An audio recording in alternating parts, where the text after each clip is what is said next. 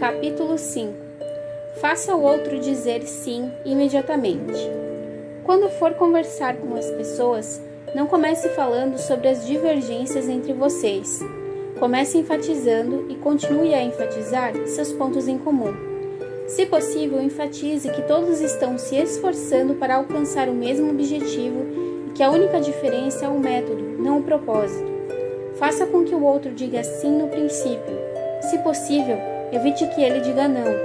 Segundo o professor Harry Overstreet, em Influencing Human Behavior, Influenciando o Comportamento Humano, uma resposta negativa é a mais difícil barreira a se transpor. Quando diz não, todo o orgulho da sua personalidade exige que você mantenha consistência. Depois, talvez você perceba que o não foi uma resposta infeliz, mas esse é o preço a se pagar para manter o orgulho. Quando se diz não, é preciso se manter firme. Por isso, é fundamental iniciar a conversa numa direção afirmativa. Um negociador habilidoso consegue uma série de respostas afirmativas no início, desencadeando no outro o processo psicológico de seguir na direção afirmativa. É como dar uma tacada numa bola de bilhar em movimento. Vai precisar de alguma força para desviá-la de leve, mas essa força terá que ser muito maior para mandá-la na direção oposta. Nesses casos, os padrões psicológicos estão bastante claros. Quando alguém diz não, está fazendo bem mais do que pronunciar uma palavra de 3 letras. Todo o organismo, os sistemas endócrino, nervoso, muscular, se unem para rejeitar o que é proposto. A pessoa se retrai e às vezes essa reação é visível. Em suma, o sistema neuromuscular se põe em guarda contra a aceitação. Quando ocorre o contrário e a pessoa diz sim, não ocorre retração. O organismo adota uma postura aberta, de aceitação, de seguir em frente. É por isso que quanto mais respostas positivas você conseguir induzir no início da conversa, mais provável será seu sucesso em prender a atenção do interlocutor para sua proposta principal. A técnica para obter essa reação é bem simples, mas muito negligenciada. Parece até que as pessoas se sentem importantes ao divergir das outras logo no começo da conversa. Se você fizer um aluno, um cliente, um filho ou um cônjuge dizer não no início da conversa, precisará ter muita sabedoria e contar com a paciência dos anjos para transformar a negativa em afirmativa. O uso dessa técnica do sim ajudou James Eberson, caixa do Greenwich Savings Bank de Nova York, a conquistar um novo cliente que poderia ser procurado à concorrência. Ele contou a história para uma de minhas turmas. Um homem entrou na agência e pediu para abrir uma conta. Entreguei a ele o formulário padrão para preencher. Algumas das perguntas ele respondeu sem problema, mas outras simplesmente se recusou a responder. Antes de começar a estudar relacionamento humano, eu teria informado ao correntista que, caso se recusasse a dar informações ao banco, teríamos que recusar a abertura da conta. Ele parecia um pouco constrangido ao contar a história. Sinto vergonha de dizer que adorava dar ultimatos desse tipo. Eu queria mostrar quem mandava, que ninguém podia menosprezar o regimento do banco.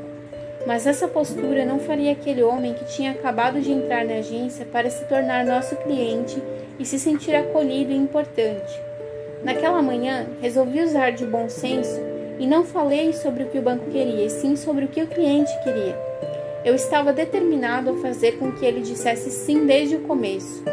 Por isso, concordei com ele. Disse que as informações que ele estava se recusando a dar não eram fundamentais. Então tivemos o seguinte diálogo. Mas imagine que um dia o senhor morra e o seu dinheiro esteja nesse banco. Não gostaria que um montante fosse transferido para seus herdeiros, as pessoas que têm esse direito de acordo com a lei? Ele respondeu que sim. Então sugeri: não acha que seria uma boa ideia nos dar o nome de seus herdeiros para que, no caso de sua morte, possamos cumprir sua vontade rapidamente, sem chance de erro? Ele prontamente concordou.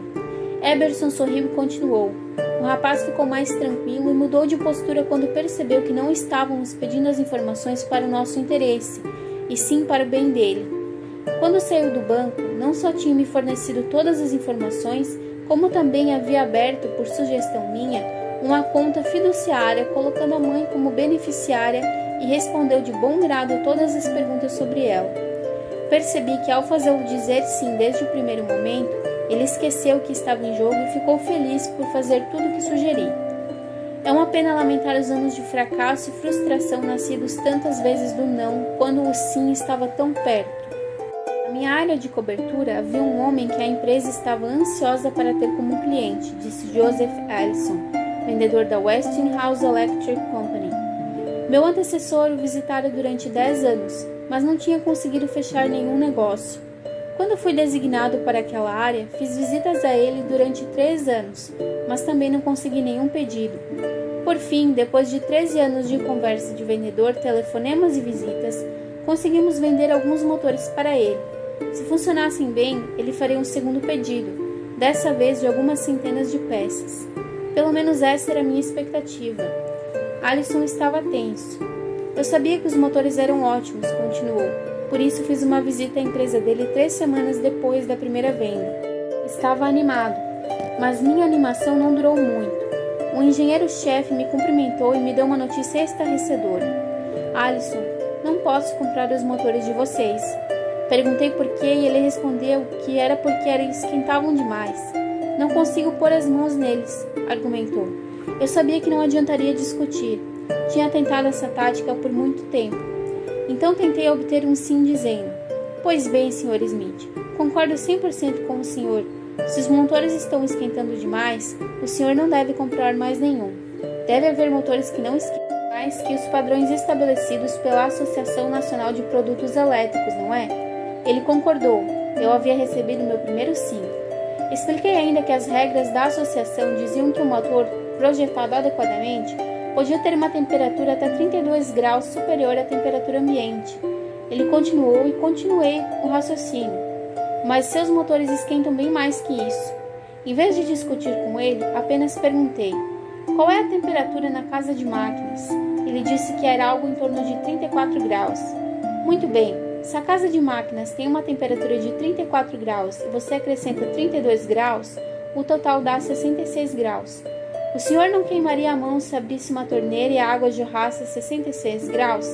Aleguei. Sim, respondeu ele novamente. Pois bem, será que não é melhor deixar as mãos longe dos motores? Sim, acho que tem razão. Allison sorriu ao relembrar o desfecho da história. Continuamos a conversa por algum tempo.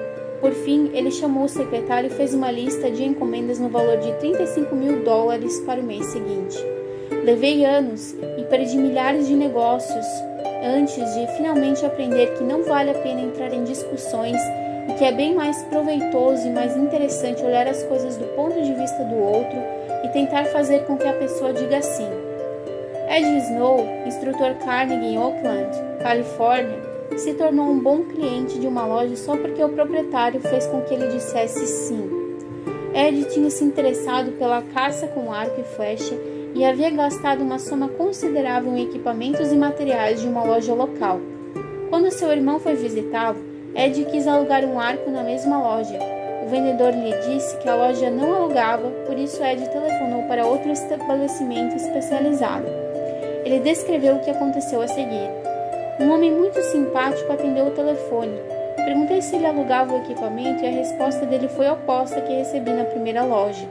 Ele me disse que lamentava, mas que haviam interrompido o aluguel de arcos por não terem mais condições de arcar com as despesas. Mas em seguida ele me perguntou se eu já havia alugado o equipamento com eles no passado. Respondi que sim, havia muitos anos. Ele me fez lembrar que eu havia pagado uns $25 ou $30 de aluguel. E eu disse sim de novo. Depois ele me perguntou se eu gostava de poupar dinheiro. Obviamente, respondi sim. Ed se empolgava cada vez mais ao contar. Ao ouvir isso, ele me explicou que sua loja vendia conjuntos de arco com todo o equipamento necessário por $34,95. Ou seja, eu poderia comprar o conjunto completo por apenas mais $4,95 do que se alugasse. Por fim, ele me explicou que por isso havia parado de alugar o equipamento e me perguntou se me parecia uma decisão razoável. Minha resposta foi sim, e me levou a adquirir o conjunto. Quando fui pegar minha compra, adquiri vários outros itens na loja e desde então me tornei um cliente fiel. Sócrates, o Tavão de Atenas, foi um dos maiores filósofos que o mundo conheceu. Realizou um feito com poucas pessoas em toda a história foram capazes de alcançar. Mudou radicalmente o curso do pensamento humano, e hoje, 25 séculos depois de sua morte, ele é respeitado e considerado uma das pessoas mais persuasivas e influentes nesse mundo tão competitivo. Ele dizia às pessoas que elas estavam erradas? Não. Sócrates não fazia isso. Era astuto demais para cometer um erro como esse. Toda a sua técnica, hoje chamada de método socrático, se baseava em obter um sim como resposta. Ele fazia perguntas com as quais o oponente teria que concordar. Obtinha um sim após o outro, até alcançar um número suficiente de respostas positivas. Fazia perguntas incessantemente, até que, por fim, quase sem perceber, seus oponentes se pegavam chegando a uma conclusão que tinham rejeitado minutos antes. A próxima vez que nos sentirmos tentados a dizer que alguém está errado, vamos nos lembrar de Sócrates velho e descalço a fazer uma pergunta delicada, uma pergunta que terá uma resposta sim. Os chineses passaram 5.000 anos estudando a natureza humana e acumularam muita perspicácia. Eles têm um provérbio carregado de sabedoria: aquele que anda com cuidado vai longe. Princípio 5. Faça com que o outro diga sim imediatamente.